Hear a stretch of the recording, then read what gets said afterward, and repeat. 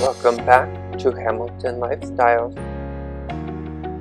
I am Bryan Hamilton. Today we're going to be learning how to make cake pops.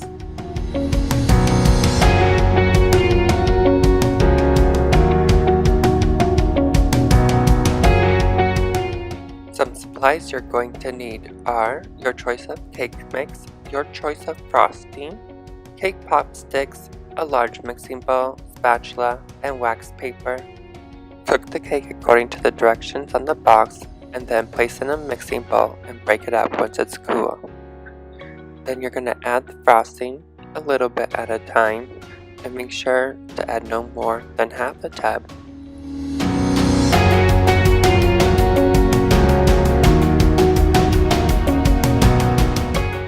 Now it's time to shape them.